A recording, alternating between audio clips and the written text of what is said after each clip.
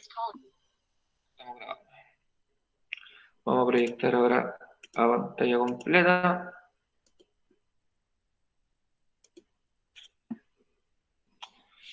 Y ahora ustedes debiesen comenzar a ver la presentación, así que se está viendo, está todo ok. La presentación del día de hoy, chiquillos, va a referir a la Edad Moderna. Y lo que vamos a abordar hoy día, chiquillos, es un resumen de la Edad Moderna, es decir, vamos a hacer una síntesis de los principales elementos que en el fondo caracterizan a esta época de la historia occidental. ¿Ya? De eso se va a tratar la clase de hoy. Bueno, la semana anterior, ¿qué abordamos? Abordamos la Edad Media, alta y baja, y sobre todo la fuimos caracterizando a niveles bien generales, chiquillos, donde hablamos de aspectos religiosos claves, surgimiento de nuevas religiones como el Islam, la importancia que toma el cristianismo, migraciones germánicas, sociedad feudal, comercio, surgimiento de ciudades, o renacimiento urbano, como le llaman, la universidad, el conocimiento, el humanismo que surge en esta época, el antropocentrismo, ¿ya? Y aquellos elementos que dan fin, como la caída de Constantinopla y el descubrimiento de América. Todo eso fue lo que hablamos la semana recién pasada, y la pregunta esencial de esa semana, recuérdense que se trató de el por qué es importante, o mejor dicho, por qué la Edad Media no puede ser considerada como una edad oscura y de retroceso, ¿ya? Ahí ustedes debiesen haber destacado los elementos culturales, como el conocimiento que surge, el renacimiento de las ciudades, como en el fondo en esta época medieval Occidente comienza, o tiene, mejor dicho, avances significativos en distintas áreas, ¿ya? Ahora vamos a hablar de la Edad Moderna. La Edad Moderna tradicionalmente, chiquillos, se enmarca entre los años 1492 de nuestra era y 1789 de nuestra era. ¿Ya? Tradicionalmente está enmarcado por lo que es la revolución, el descubrimiento de América, y termina con lo que es la Revolución Francesa. ¿Ya? Así que esos son el marco temporal. ¿Y qué hitos aparecen acá? El Renacimiento, la Reforma y Contrarreforma, las revoluciones. De hecho, parte importante de la Edad Moderna recibió el nombre de la Era de las Revoluciones: la Revolución Científica, la Revolución Industrial, la Revolución Francesa, y terminará este proceso con la independencia de los Estados Unidos. O sea, son esos los hitos claves que van marcando, chiquillos, la Edad Moderna para nosotros. Es evidente que hay muchos elementos que yo no considero en este momento, chiquillo.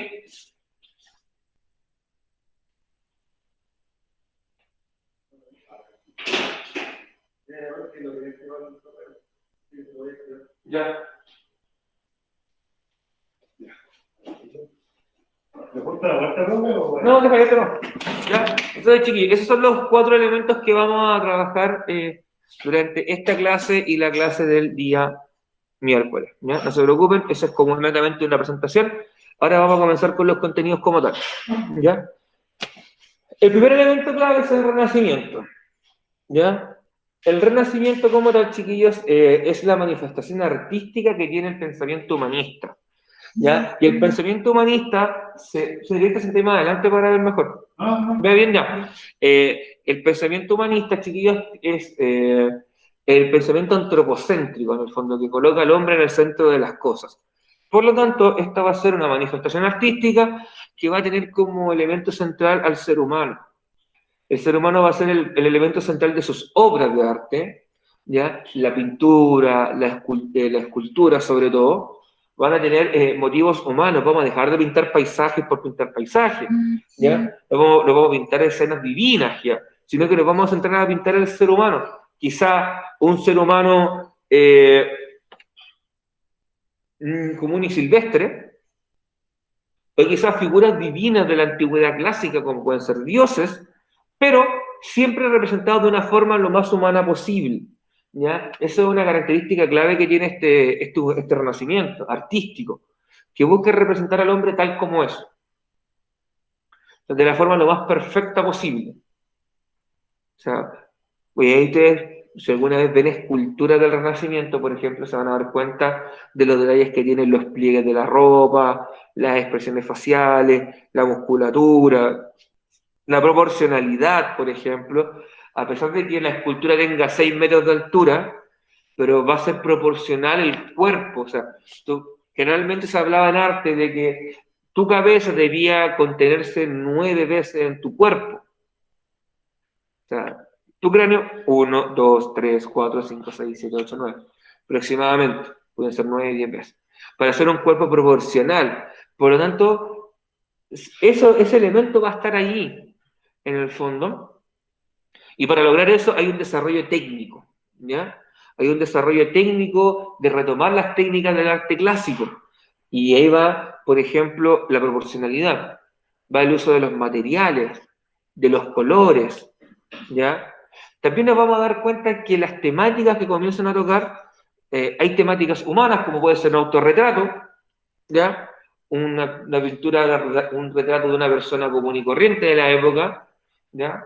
O también pueden ser temáticas mitológicas, ¿ya? O religiosas, según sea el caso, ¿ya? Pero siempre teniendo como norte esta técnica y este elemento humano, ¿ya? De hecho, los ejemplos que vamos a ver, que son dos pinturas, en este caso, si la memoria no me falla, van a darse cuenta del elemento técnico, cómo está ahí en el fondo, y cómo cuando vean la imagen, esa persona pudo ser un ser humano real, ¿ya? No es un ser humano inventado, no es como los dibujos que uno hacía cuando es chiquito, que colocaba a la persona de perfil, y lo dibujaba como con puros palitos. No, hay cierto detalle, hay cierto trabajo técnico en el fondo, que te va a mostrar esa diferencia. ¿Ya? Ahora bien, ¿en qué lugares surge este renacimiento? ¿En qué lugares se da el desarrollo de esta manifestación artística? Sobre todo son dos, ¿ya? Los dos más relevantes probablemente son Italia, ¿ya? Sobre todo en la zona, lo que hoy día es Florencia en Italia, donde se dio con más fuerza, donde vivieron pintores como, o artistas como Da Vinci, como Miguel Ángel, también tenemos otros como Rafael, Donatello, Botticelli, que fueron claves para el arte del Renacimiento. Y también hay otro lugar clave que son los Países Bajos, lo que hoy día, o lo que en antaño nosotros denominábamos Holanda, que era una forma incorrecta de llamarlo, sino que su nombre correcto siempre ha sido Países Bajos, ¿ya? Sí, porque Holanda es un sector de los Países Bajos, es una de las provincias. Está Holanda, está Zelandia, está Utrecht, se me va a olvidar otro más, pero son algunas provincias, son como sectores. Y nosotros, por lo general, al más relevante, que era Holanda, le dábamos ese nombre al país, pero Holanda es solamente un sector. Así que por eso se habla de Países Bajos. De hecho, si alguna vez tú jugaste en algún videojuego de fútbol, por ejemplo, nunca le llamaban Holanda, o por ejemplo le llamaban Netherlands, que es Países Bajos, ¿ya? Por ejemplo. ¿Ya? Por eso, y ahí está la figura de Rembrandt, por ejemplo, siendo de los más claves, ¿ya? Y usted en el recuadrito que aparece ahí dice, el Renacimiento se entiende como la manifestación artística del humanismo. En esta se busca resaltar la figura humana. Destacan los retratos, las representaciones de escenas mitológicas y religiosas. Que el Renacimiento surja en Italia se debe a la relativa calma que se vive en la península durante los mediados del siglo XV y XVI. Mientras Europa estaba sufriendo con guerra interna, en el caso del Imperio Romano de Oriente, el Imperio Bizantino se estaba destruyendo. Portugal y España estaban explorando por el Atlántico. En Francia estaba terminando la Guerra de los 100 años. En el Sacro Imperio estaban metidos en peleas internas. Italia estaba relativamente tranquila y es ahí donde se le pudo dar el surgimiento a esta nueva corriente artística del Renacimiento. De hecho, el nombre Renacimiento viene de renacer. En el fondo se entendía como un renacer del arte clásico, del arte que desarrollaron los griegos y los romanos. De ahí también viene esta idea del prejuicio frente a la Edad Media, porque en el fondo si está renaciendo algo es porque algo en un momento murió. En este caso se entiende que la cultura occidental, la cultura clásica, murió con la caída del Imperio Romano Occidental y viven esos 1000 años de muerte que es la Edad Media y renace nuevamente en esta época. De ahí viene el concepto del renacimiento como tal, ¿ya? Acá tenemos, chiquillos, dos pinturas. Lamentablemente el Jaime que está acá en la sala no la va a ver muy bien porque te tapa un logo de IST. Pero la que está a la izquierda es un cuadro de Rembrandt, un pintor de Países Bajos, que se llamaba La clase de anatomía del doctor Tulp. De hecho, ¿cuál es la gracia que tiene acá? El juego de las luces. Fíjense que la figura del doctor que está ahí haciendo una clase de anatomía en el fondo, porque tiene un cadáver al cual vamos a decir, le cortó, ¿ya? O le hizo una disección para poder mostrar cómo son los músculos, los tendones, los ligamentos. Eso es lo que está haciendo en el momento. Fíjense en los detalles, fíjense en cómo está iluminado el cadáver, cómo está iluminada, por ejemplo, cómo se ve la luz y la sombra jugada acá, ¿ya? Y cómo en el fondo tu vista se va directamente al cadáver y a la mano del doctor que está con unas tijeras, en el fondo moviendo, y como, esto es un tendón, ¿sí? Está como, de hecho también se le llama la disección del doctor Tulp, pero no lo más tradicional, por el que ustedes lo pueden encontrar, es la clase de anatomía del doctor Tulp, ¿ya? Ahora, ustedes me van a preguntar probablemente, profe, ¿por qué la vestimenta es la vestimenta de la época? Con esos cuellos señoriales que tienen algunos atrás, ¿ya? Tienen ropa negra, es una ropa bien de religión protestante de europea. De hecho, es como una ropa muy común para los que eran reformados de religión protestante.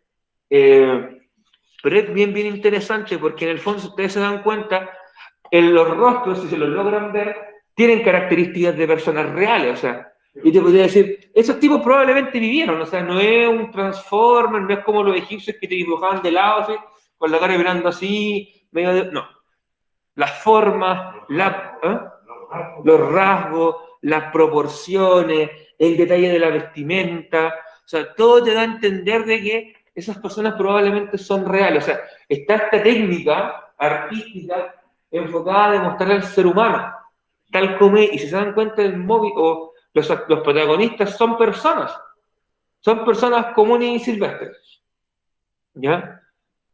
Dice también, hay un juego con las profundidades, que quizás no se observa también por la calidad de la proyección y de la luz de la sala, pero hay profundidades, se ven niveles de profundidad, como que hay una entrada principal, como el primer plano, ¿ya? Donde está el doctor con la gente y el cadáver, atrás se ve como que en el fondo estuvieron en una sala bien grande, porque se ve un fondo se trata bastante importante, ¿ya? Con algunos detalles que se ven, por ejemplo, en las columnas acá, ¿ya? O sea, unos arcos, es bien interesante. Y ahora tenemos un segundo ejemplo, que este es un retrato, ya que fue una uno de los móviles, las temáticas más pintadas en esta época, eran los retratos, ¿ya? En el fondo una persona importante, un comerciante, un noble, un banquero, pagaba mucha plata, le decía a un artista famoso, oye, píntame un cuadro donde me vea regio. Ya, pues, te sientas ahí y el pintor está hacia la forma, ya me voy, siéntate, ya tengo el boceto hecho y ya termino de pintar. ¿Ya? Y surgían pinturas como esta. Este se llama el retrato de Baltasar Castiglione. Baltasar Castiglione era un banquero, era un comerciante bien acaudalado de la época. Esta obra fue pintada por Rafael, uno de los grandes pintores que tuvo en el Renacimiento, Rafael Sanzio. No sé si ustedes lograrán observar, chiquillos, en su casa, o bien el Jaime que está acá en la clase, darse cuenta, por ejemplo, en los detalles de la ropa, en los pliegues, en cómo también se juega con la luz y la sombra para dar volumen al cuerpo, ¿ya? Como por ejemplo también acá los detalles de la vestimenta, el rostro del tipo, que parece una foto, con mucho detalle, las manos, ahí está como tomada en esta posición así como... Ya, pues, ¿cuándo termináis? Me aburrido. ¿Ya? Un rictus, o en el fondo una estructura facial bien definida con los ojos, ¿ya? El detalle de pintar los ojos de color, que incluso tienen hasta la pupila, ¿ya? El gorrito, los pliegues, los detalles como unas plumas que probablemente tenía, la barba, el detalle de que parezca barba en el fondo, ¿ya? Que tenga eso... ¿Ah? Exacto, es un retrato, el retrato era la foto de esta época, ¿ya? Y en ese caso, chiquillos, aquí tenemos un ejemplo de cómo eran los retratos en esta época, ¿ya? Bien detallado. Así que esto es un ejemplo del arte del Renacimiento. El arte medieval era muy diferente a este tipo de arte. Aquí, si se dan cuenta, se preocupa de la técnica, de la proporcionalidad, del juego de la luz y la sombra, de los planos. Fíjense que el cuadro acá da sombra. En el fondo, tipo, se dio el detalle de pintar la sombra que daba la persona cuando estaba modelando, en el fondo, para Rafael en este caso. ¿Ya? O sea, esos son los elementos interesantes que tiene el arte del Renacimiento. ¿Por qué? ¿Y por qué se era tan fidedigno y se buscaba representar con tanto esmero la figura humana? Porque entendían de que era lo más perfecto que existía. Y ahí también hay una concepción religiosa detrás. Recuerden que, chiquillos, Dios dijo, o lo que dice en la Escritura, para la gente que es creyente, que fuimos creados a imagen y semejanza de Él. Por lo tanto, el ser más perfecto del universo vendría a ser Dios, y si fuimos creados a su imagen y semejanza, somos igual de perfectos que Él. Por lo tanto, debemos retratarnos con el máximo detalle posible y el máximo cariño posible. ¿Ya? Va por ahí también, si también hay un trasfondo hasta cierto punto religioso, chiquillo, en cómo se construye el arte en esta época. ¿Ya? Como una justificación de, oye, ¿por qué le ponís tanto detalle a los cuadros si ya está bonito? Pon eso. Y además de un elemento técnico de querer recuperar las técnicas del mundo antiguo, porque se entendía que el arte tenía que ser para el gozo estético en el fondo, para que fuera agradable de ver. Si hay que colocar a un mamarracho, probablemente no sería agradable como allá. En cambio, esos cuadros son agradables, uy, mira qué bonito, fíjate en el detalle, fíjate en los elementos técnicos. Eso es lo que tenía que generar el arte en esta época, o así lo entendían la gente de la época, ¿ya?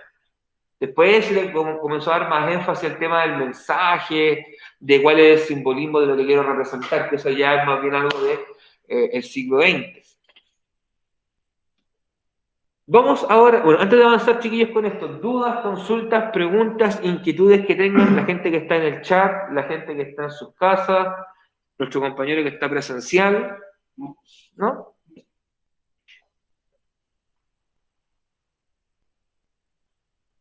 Bien. No, profe. Entonces, vamos a pasar al segundo gran tema, que es la Reforma Protestante. Ya. La Reforma Protestante fue uno de los grandes quiebres que tuvo la Iglesia cristiana a lo largo de su historia. De hecho, la Iglesia cristiana, aquella que funda Cristo, en el siglo I después de Cristo, para la redundancia, sufrió una serie de quiebres a lo largo de la historia. ¿Ya? Los primeros fueron en el siglo II, siglo III, con los arrianos, los nestorianos, después los coptos, después vendrá el gran cisma de Occidente perdón, el gran cisma de Europa, de la cristiandad, cuando se divide en cristiana y cristiana ortodoxa, donde se separó toda la iglesia de Europa del Este, la que profesan los rusos, los griegos, los serbios, los ucranianos, que es una iglesia un poquito más tradicional en ese aspecto, y después vendrá el gran quiebre que ocurre en esta época, que es el de la Reforma, cuando el cristianismo de la Europa occidental se va a dividir en una serie de religiones. Está el cristianismo católico, que es el que llevó a América principalmente a través de España y Portugal, que es probablemente el que la mayoría de ustedes en algún momento de su vida ha profesado. ¿Ya? Probablemente la mayoría de ustedes fue bautizado bajo esa fe, si es que sus padres fueron católicos. ¿Ya? Si sus padres fueron evangélicos, probablemente fueron bautizados bajo los preceptos de la iglesia evangélica. Y ya es diferente al cristianismo católico tradicional. ¿Ya? Pero ¿por qué ocurrió? ¿Por qué se quebró en el fondo esta religión en Europa occidental? Aquí viene la figura de Martín Lutero, chiquillos. Y Lutero, en uno de sus viajes a Roma, Lutero era un religioso, era un monje. Lutero, cuando estaba ahí en Roma investigando, leyendo las escrituras, se fue dando cuenta que la iglesia que lo rodeaba estaba completamente podrida. ¿Ya? Estaba podrida desde sus raíces. ¿Por qué? De fondo, él dice que la iglesia que tiene su sede en Roma, el cristianismo que tiene su sede en Roma, estaba cometiendo una serie de pecados gravísimos que ellos habían prometido no cometer. Por ejemplo, la simonía. La simonía era la compra y venta de cargos religiosos. Supongamos, yo quería que mi hijo fuera cardenal, y mi hijo quizás no tenía cero dedos para el piano para ser religioso, yo podía pagar grandes sumas de dinero a la iglesia, como donaciones, lo hacía pasar, para que, oye, para que mejore la catedral, pero a cambio quiero un favorcito. ¿Cuál es su favor? Que mi hijo sea cardenal, porque quiero tener un hijo poderoso. No se diga más. Las grandes potencias europeas de la época, reinos, ducados, gastaban grandes sumas de dinero para, en el fondo, poder influenciar podemos decir, para influir en la designación de los cardenales, de los obispos, de los arzobispos, inclusive de los papas. Hay papas cuyas campañas fueron financiadas por grandes familias europeas de nobleza, con tal de tener un papa que fuera favorable a mi reino. ¿Por qué? Recuerden lo que hablábamos en la Edad Media, el poder que tenía la Iglesia no era solamente el poder espiritual de la fe, sino que también tenía un poder político bien importante de poder influenciar a las autoridades, y muchas de las decisiones que tomaban los grandes reinos, los ducados, estaban influenciadas por la palabra del Papa, además del poder social de poder cohesionar a la gente, y de la misma manera, chiquillos, influir en la decisión de la gente. Por lo tanto, tener un familiar religioso te daba mucho poder. Así que estaba la compra y venta de cargos. Luego estaba el nicolaísmo. El nicolaísmo, chiquillos, es tan sencillo como que los sacerdotes tenían familia. O sea, tenían un amante y tenían hijos. Desde el siglo XIII, más o menos, no, siglo XII, perdón, desde el siglo XII se estableció que el sacerdocio, que las personas que ejercieran el sacerdocio, desde el Papa hacia abajo, tenían que ser célibes y no tener familia, por un tema de disputas de herencia y cosas por el estilo. ¿Se imaginan el Papa tuviera hijos y los hijos se pelearían por quién es Papa, por el poder que significa ser Papa? Y nosotros sabemos, por la experiencia, de que ser Papa es un cargo que se designa el Consejo de Cardenales, no es un cargo hereditario. Pero si yo tuviese descendencia, podría ser hereditario. Entrábamos en problemas. Por lo tanto, para evitar esos problemas se optó a que los sacerdotes fueran célibes. Cuento corto. En la teoría era así, pero en la práctica no era así. O sea, siempre terminaban teniendo amantes, concubines, y tenían una prole de hijos bastante grande, ¿ya? Así que teníamos dos grandes pecados que estaba cometiendo la iglesia según Lutero, o que no estaban cumpliendo, que era esta idea de no vender los cargos religiosos y de no tener familia. Porque él decía, bueno, existimos religiosos como yo que estamos cumpliendo, pero ahora no cumplen. O sea, ¿de qué estamos hablando? Y no cumple el Papa, no cumplen los cardenales. O sea, ¿de qué estamos hablando? ¿De qué me están contando? Y Lutero se comenzó a enojar, pues se mosqueó bastante. Y lo último que terminó de mosquear a Lutero fueron la venta de las indulgencias. ¿Qué es una indulgencia? Es un documento por el cual el Papa o un alto cargo religioso te entrega el perdón de tu pecado. Pero para eso había que pagar, y pagar mucha plata. Imagínate, no sé, yo era de una familia poderosa, pero era el tercer hijo de la familia. Y yo quería ser el duque, quería ser el tipo que tuviese el poder. Mataba a mi padre, a mi madre, mataba a mi hermano y me hacía con el cargo. Ya llegué al cargo, pero era un pecador total, pues estaba derechito para el infierno, diría un cristiano, un creyente. Pero yo podía, bajo el precepto de la indulgencia, pagar una suma de dinero gigantesca. Toma, creo que aquí está, en el fondo, mi forma de redimir mis pecados. De ahí te voy a entregar un documento que dirá que tú estás libre de pecado. Listo. El Papa me ha perdonado. No soy más un parricida. Se acabó el cuento. O sea, de esa manera ha funcionado la iglesia en esta época. Por lo tanto, todo eso que yo acabo de nombrar es lo que Lutero llamó la corrupción de la iglesia. Esta pudredumbre que existía, esta putrefacción que hay dentro de la iglesia cristiana. Por lo tanto, Lutero, enojado, escribió 95 tesis, que no las vamos a ver ahora, chiquillos, que él las clavó en la puerta de la catedral de Wittenberg, en Alemania, donde él era, digamos, la iglesia a la cual él pertenecía, o en la que estaba ahí trabajando, designado. Estas ideas, chiquillos, son la base, son el germen de la reforma protestante en Europa. que esta reforma protestante se va a expandir por Europa. Hay lugares donde no va a tener mucha fuerza ni mucha llegada, como por ejemplo España, Portugal, Italia, el sur de Francia, el sur de Alemania, no va a tener Austria, no va a tener mucha llegada. Pero hay lugares donde sí va a pegar bastante fuerte. Suiza, el norte de Francia, los Países Bajos, el norte de lo que hoy día es Alemania, ¿ya? Lo que era el norte del Sacro Imperio en la época. En los países escandinavos como Suecia, Noruega, Dinamarca, en Inglaterra, en Escocia va a tener mucha llegada. De hecho, ahí se van a convertir en religiones oficiales, ¿ya? Y de hecho, esto, ¿cómo se dividió en el fondo? ¿Cómo se clasificaron? Luteranos, calvinistas, anglicanos y los zwinglianos son las denominaciones más comunes, ¿ya? Voy a hablarte de los anglicanos primero, porque creo que no los nombré en la diapositiva que viene. Los anglicanos surgieron de la manera lo más extraña, o no sé si extraña, pero más quizá increíble posible. En Inglaterra gobernaba Enrique VIII, rey de Inglaterra católico. Él se casó con la hija de los reyes de España, Catalina de Aragón. Tienen un bebé, pero que es mujer.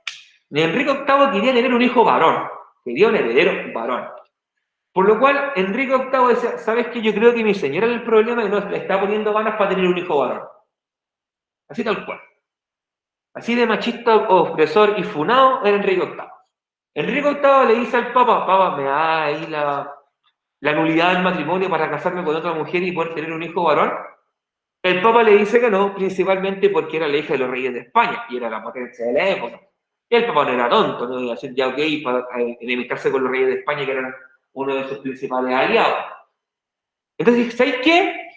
¿No me queréis dar la nulidad? Bueno, voy a crear mi religión y me voy a poder separar cuantas veces quiera.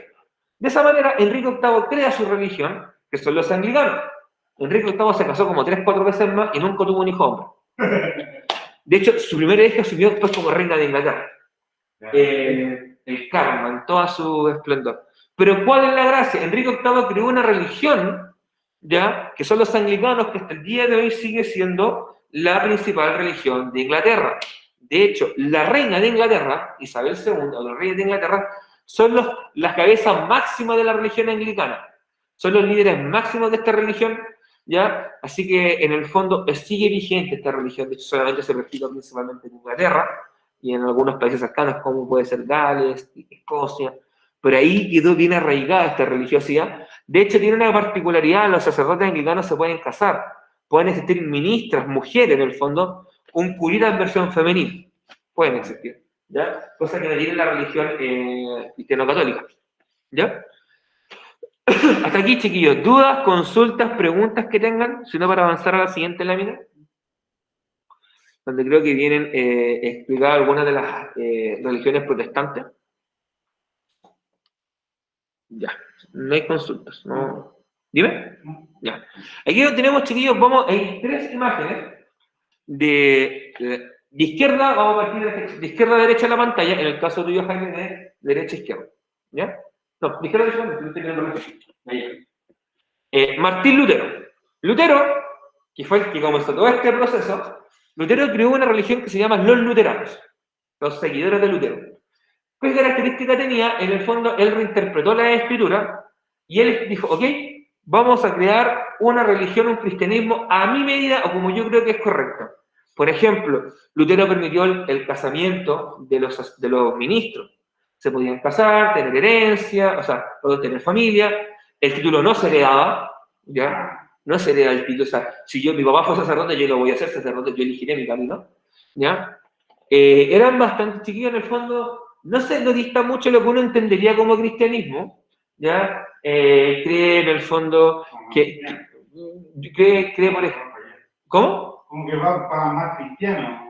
De hecho, claro, tiene ese elemento propio de los cristianos evangélicos, ¿ya? O de toda esta variedad de iglesias evangélicas que existen, ¿ya? Lo interesante de Lutero es que Lutero fue el punto de partida, ¿ya? De hecho, Lutero tuvo, y su religión tuvo mayor énfasis o fuerza en lo que es Alemania, y fue el lugar donde él vivía, sobre todo en el norte de lo que hoy día es Alemania, Berlín, Hamburgo, en la zona de la Alemania más desarrollada, más industrial, es donde tuvo fuerza. ¿Ya? De hecho, para Lutero, por ejemplo, los sacramentos no tenían que ser tantos, tenía que ser el bautismo, el casamiento. Sacó lo que era la confesión, dijo que la confesión era un acto privado y personal que uno hacía directamente con Dios, por ejemplo, y todos aquellos que son cristianos católicos conocen el sacramento de la confesión, que en el fondo es cuando uno iba ahí a la iglesia, entraba al box donde estaba el curita esperándote, y tú le decías, Padre, pecado, bla, bla, bla, le contáis todo lo que habías cometido, y al final el Padre te decía, reza 5 Padre Nuestro y 3 Ave María. Ese no existía, ¿ya? La luterana en sí no es tan interesante. Es con Calvino donde viene lo interesante. Calvino nació y vivió en Suiza. De hecho, es ahí donde está la génesis del calvinismo. El calvinismo se iba al extremo. Era muy debo actuar bien siempre, tengo que ser bueno siempre. ¿Por qué? Porque Calvino creía en la lógica de la predestinación. ¿Qué significa eso? Calvino proponía de que Dios, en toda su sabiduría, había designado todos nuestros caminos de la vida, el giro. O sea, toda decisión, acción, lo que me pasara en la vida, estaba dentro del plan divino de Dios para mi persona. O sea, si yo no encontraba 10 lucas en el suelo, Dios había querido que no encontrara 10 lucas en el suelo. Si compré la esquina porque me caí, y me caí de boca literalmente en la esquina, Dios quería que a mí me pasara eso. En el fondo, va en esa lógica la predestinación. Pero ¿cuál es el punto? Dios tampoco me va a decir a mí en un comienzo de mi vida, Sebastián, tú te vas a morir con 25 años o con 35 años. Porque si no, yo podría actuar mal 34 años y un año portarme bien y me salvé. Porque ellos creían en la redención, creían en el cambio de la gente. Pero para que no ocurriera lo que yo te acabo de decir, él nunca te contaba el plan. Por lo tanto, tú siempre tenías que actuar bien porque no sabías en qué momento te ibas a morir. Recuerda que en el momento que uno, en el fondo, deja este mundo terrenal, uno, en teoría, asciende a los cielos o desciende a los infiernos según cómo fueron tus acciones, bajo la lógica de la religión cristiana en general. Por lo tanto, Calvino decía, ok, tenemos siempre que actuar bien, siempre que ser los mejores en todo ámbito. Y aquí viene otro elemento interesante de la religión protestante. Ellos ven como una forma de agradar a Dios el trabajo.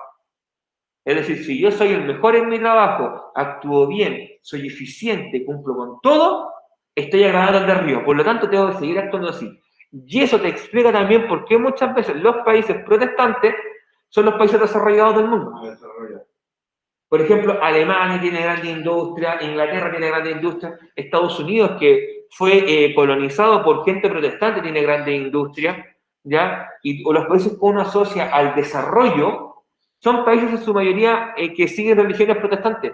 Y ahí hay un elemento que siempre se ha planteado, que han trabajado mucho los historiadores, que es el rol que juega la religión en estos procesos de desarrollo. Y entienden de que para los protestantes era fundamental el fondo agradar a Dios en todo ámbito, ser el mejor. Cuando me refiero al mejor no significa, chiquillos, que yo tenga que, en el fondo, hacerle zancadillas a mi compañero para yo ganar, sino que siempre actuar bien y siempre ser recto, en el fondo. Es por eso que ellos también son súper honestos con las cosas, ¿ya? Es por eso que en muchos de esos lugares todavía la gente puede dejar la puerta abierta de la casa y no te roban. Acá en Chile se te queda la puerta abierta de la casa y probablemente no encontráis casa. Es cosa de ver cuánto se demoran en reventar una puerta de un auto, por ejemplo. Allá no ocurre eso. De hecho, en los países anglosajones de esta cultura, por ejemplo, las empresas de delivery de productos, por ejemplo, Amazon, eBay, lo que aquí en Chile podemos decir correos de Chile, por ejemplo, cuando te llega un pedido, ella te lo deja en la puerta de la casa. O sea, si tú no estás, te lo dejan en la entrada de la casa y nadie se le ocurre tomar tu producto que está ahí. A nadie se le ocurre llevarse tu paquete. En el fondo, tu envío. Acá en Chile, no pasa eso, por un tema cultural. De hecho, nosotros, a diferencia de, por ejemplo, los países europeos del norte, nosotros fuimos influenciados por la religión católica que nos llevó a España, que tiene otro carácter. Tiene un carácter más espiritual, de chiquillos, no es importante lo material, sino que es importante lo espiritual. Ya, a los protestantes no. El reflejo de mi calidad como ser humano, de lo buen ser humano que soy, se ve reflejado en mis posesiones materiales. Y ahí está la diferencia. Y es por eso que ellos, por lo general, son países que tienen un nivel de vida superior, con grandes empresas, que generan tecnología, y nosotros vivimos en el fondo en otra liga prácticamente. ¿Qué país era eso, profe? A ver, los luteranos se dan sobre todo en lo que hoy día podríamos hablar del norte de Alemania, ¿ya? Y en lo que es Dinamarca. El calvinismo se da bastante en Suiza, ¿ya? Y el último caso de Zwinglio, los reformados, chiquillos, que también se van a dar en Suiza, donde se funda la Iglesia Reformada, que es otra religión protestante que surge, pero también tendrá mucha fuerza en los Países Bajos. En lo que hoy día nosotros, o que erróneamente llamábamos Holanda, ahí tuvo mucha fuerza la Iglesia Reformada. ¿Ya? Así que eso es lo interesante, chiquillas, de estas religiones, que estas religiones tienen que ser como una respuesta a los, diciendo, ok, la religión cristiana católica tiene todos estos problemas, nosotros te damos una religión que tiene respuesta a estos problemas. ¿Te gusta? Únete a nosotros. Chiquillos, esta división netamente religiosa trajo bastantes problemas. De hecho, se generaron muchos conflictos en Europa con temas de religión.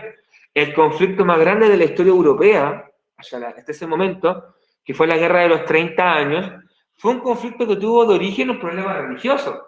De si el emperador, el heredero del emperador, mejor dicho, el futuro emperador del Sacro Imperio podía ser protestante o no. ¿Ya?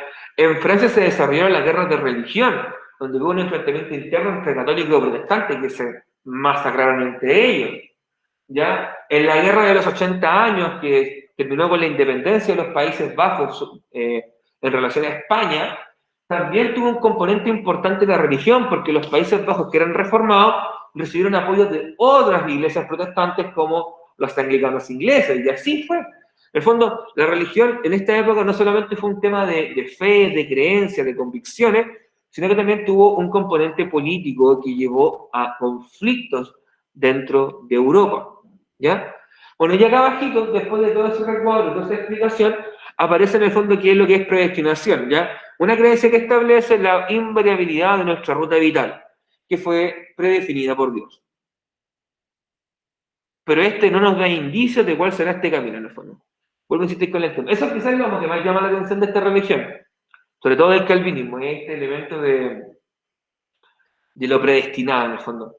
El camino va a ser así porque Dios quiso que fuera así, hijo mío, pero no te va a decir dónde termina. O sea, no te va a dar la opción de que tú te redimas en cualquier momento. O sea, la idea es que tú siempre actúes bien para que en el fondo, en el momento que llegue el final de tu existencia en este planeta, tú puedas en el fondo ascender a los cielos y llegar a la vida eterna. Así te la venden ellos, ¿ya? De hecho, yo recuerdo en Viña del Mar, me parece, creo que hay iglesias luteranas, creo. Y eso fue cuando hubo una fuerte migración europea a lo que es Viña del Mar, Valparaíso en el siglo XIX, 1800, finales del 1800. Hay iglesias luteranas, por ejemplo.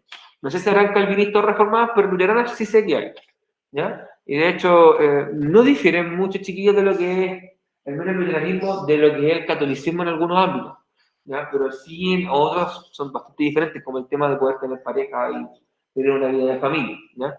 No te privas de este concepto de familia como si lo hace el cristianismo, que te vende en el fondo que la familia del sacerdote es la comunidad de feligreses que lo acompañan en misa. Es una comunidad, pero no puedo tener vida familiar con esa persona, no tengo vida íntima, ¿ya? A diferencia del luterano que sí me permite tener vida íntima con una persona que me gusta, por ejemplo. Esa es la diferencia. Ahora bien, ¿qué respuesta dio la Iglesia, en este caso ya cristiana católica, a este proceso? El proceso de la llamada contrarreforma, ¿ya? La contrarreforma tiene dos patitas fundamentales. La primera, perdón, tiene tres patitas. Una patita religiosa o teológica, tiene una patita política y tiene una patita represiva. Son tres patitas las que tiene. La patita teológica, en el fondo de fe, de la creencia, es que va a reafirmar o reafirma los dogmas de la Iglesia Católica. Es decir, reafirma el celibato, reafirma la importancia de los sacramentos, reafirma en el fondo la infalibilidad que tiene el Papa frente a las decisiones humanas, ¿ya? Todos los principios de la Iglesia Católica los reafirma en el fondo que Dios al mismo tiempo es Padre, Hijo y Espíritu Santo, ¿ya? Por ejemplo, que los protestantes creen que son, algunos creen que son tres personas diferentes, que es Padre, Hijo y Espíritu son cosas diferentes, lo cual es comprensible. O sea, ¿cómo yo te explico que el Padre y el Hijo son la misma persona en un sentido racional lógico? En el fondo, por eso se habla de dogma. En teología, en religión, cuando se habla de dogma, son verdades que no se cuestionan, se aceptan solamente. Por ejemplo, esta idea de Padre, Hijo y Espíritu Santo. Por ejemplo, un dogma de la Iglesia Católica, y que la Iglesia Católica lo reconoce como verdad, es la concepción de Jesucristo. Que la paloma llegó y le dio un rayo de luz a la Virgen y quedó embarazada de Jesucristo. Pensemos ahora, eso es lo que dice la Escritura. Piénsalo en un sentido racional humano. ¿Es posible que pase eso? Así bajo la lógica del ser humano, ¿cómo fuimos concebidos nosotros? No. Pero bajo la lógica de la creencia, se acepta como una verdad. Eso me refiero cuando la Iglesia Católica reafirma sus dogmas, reafirma sus principios fundamentales. ¿Ya? Por ejemplo, la infiabilidad del Papa, que no se cuestiona la autoridad papal, y hay una serie de elementos que se reafirmaron. Que las celebraciones litúrgicas tienen que ser en latín. Eso se cambió recién en 1960. Ya, o sea, hasta desde 1960 hacia atrás, las misas eran en latín. ¿Ya? Y el curita no lo hacía de frente a la gente, sino que el curita estaba dando la misa de espalda a la gente mirando al Cristo. Hoy en día el curita da la misa de esta manera, mirando a la feligresía. ¿Ya? O sea, todos esos cambios son actuales y todos esos elementos eran en algún momento dogma, eran verdades que no se cuestionaban del por qué se hacían. ¿Ya? Patita teológica. Hay una patita política. La Iglesia Católica de Roma, que estaba representada por los estados papales, los estados pontificios a nivel territorial, que era un reino como tal, tenía que buscar aliados para enfrentarse a estos protestantes que estaban instalados en el Sacro Imperio, en Inglaterra, en la República Suiza o la Confederación Suiza. O sea, eran terrenos que eran poderosos en la época y tenía que buscar aliados políticos para que fueran, si iba a la guerra, me acompañaran a la guerra. Y el Papa va a encontrar dos grandes aliados, que es el Imperio Español, que fue el principal aliado que tuvo, y de la mano iba también el Archiducado de Austria o el Ducado Austriaco, que fue por mucho tiempo quien gobernaba el Sacro Imperio. O sea, tenía a dos fuerzas poderosas a nivel política, el Papa detrás, como apoyo. Si vamos a guerra de religión, bueno, tengo estos aliados atrás que me acompañan, no voy solo. Va por esa la lógica. Entonces tenemos una patita teológica, tenemos una patita política, y tercero hay una patita represiva, que es el establecimiento de la Inquisición romana. La Inquisición, o también llamado Tribunal del Santo Oficio, lo que hacía era juzgar a toda aquella persona que planteara, propusiera, se manifestara en contra de los principios de la religión. Recuerden que todavía gran parte de Europa estaba influenciada por la Iglesia Católica. Por lo tanto, ir en contra de eso me podía significar que la Iglesia abriera un proceso judicial en mi contra. Y ese proceso judicial, en el fondo, que es el juicio que se hacía, ¿ya? Pudiera terminar con la condena a muerte de la persona y no había derecho a pataleo. ¿Ya? O sea, si me capturaban, me encarcelaban y después me ejecutaban. O sea. Por lo tanto, aquí comenzó, chiquillos, una serie de actos represivos de la Iglesia Católica. Y era aquí también donde se comienza a reafirmar esta imagen de una Iglesia Católica bastante cruel y violenta. ¿Ya? Por ejemplo, no sé si ustedes recordarán, habrán visto en series, películas o habrán escuchado de relatos el tema de las cacerías de brujas, por ejemplo. ¿Ya? Cuando perseguían a mujeres, sobre todo, que se creían que tenían vínculos con el demonio y cosas por el estilo. Ya. Y las ejecutaban, en el fondo las quemaban, que es lo llamado actos de fe, donde esta bruja tenía la oportunidad de salvarse y demostrar que era una bruja, salvándose de morir quemada o morir quemada como una buena cristiana. O sea, súper barbárico el tema, súper brutal en ese sentido, pero así funcionaba la Inquisición. Uno de los principales afectados, o el caso más relevante de estos juicios de la Inquisición, fue la figura de Galileo. Galileo Galilei, que era un científico italiano que él comprobó la teoría de Nicolás Copérnico de decir que la Tierra no era el centro del universo, sino que la Tierra tenía una órbita que giraba en relación a un astro mayor que era el Sol. Eso a Copérnico, a Galileo le costó un juicio de la Inquisición, donde Galileo se vio obligado a retractarse y decir de que lo que él proponía era mentira y que la verdad era lo que establecía la fe, esta teoría geocéntrica, donde la Tierra era el centro del universo, era aceptar eso o morir quemado en la hoguera. Galileo, un tipo sabio en ese sentido, dijo, ok, me retracto, me he equivocado, voy a eliminar mi publicación y voy a aceptar esto a cambio de vivir. A pesar de que Galileo no creyese en nada de lo que estaba diciendo y solamente lo hacía por salvarse el pellejo, lo hizo. Y esos chiquillos fueron ejemplos de cómo actuaba la Inquisición. La Inquisición te perseguía, te juzgaba, te torturaba para que tú dijeras la verdad y al final te ejecutaban o te llevaban lo que se llaman los actos de fe. Un auto de fe le llamaban, perdón. Donde el auto de fe era, ok, estimado, usted ha sido condenado porque se dice que usted tiene vínculos con el diablo y ha sido considerado que es factible, que es así. En este momento tendrá la forma de demostrar que es verdad o es mentira. Lo vamos a colocar acá, amarrado, le vamos a prender fuego, y si usted se escapa, va a demostrar que era un sirviente del demonio, pero si usted muere, va a morir como un cristiano y va a salir al reino de los cielos. Esa era la lógica que tenían los actos de fe de esta época. ¿Ya? Por lo tanto,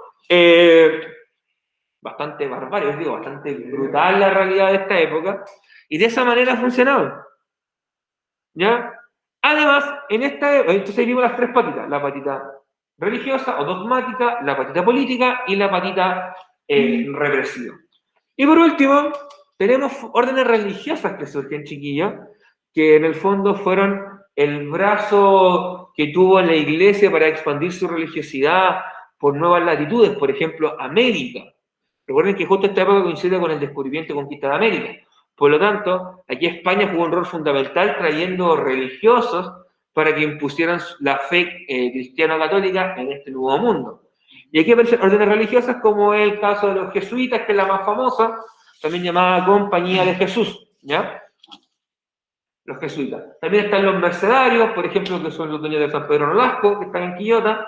Los mercedarios, están los dominicos, están los salesianos, y hay una serie de órdenes religiosas que fueron llegando a Chile y en América, en el fondo, a todos los dominios y fueron conquistados por Portugal y por España, que eran países católicos, y comenzaron a expandir la religiosidad de esta manera. Y esa fue una medida que tomó la Contrarreforma para evitar de que a estos lugares llegaran religiones protestantes. ¿Ya? Y de esa manera tener como un nuevo nicho cautivo, que hasta el día de hoy, por ejemplo, América Latina sigue siendo una región del continente americano de mayoría católica. De hecho, por eso las celebraciones religiosas católicas tienen tanta fuerza acá.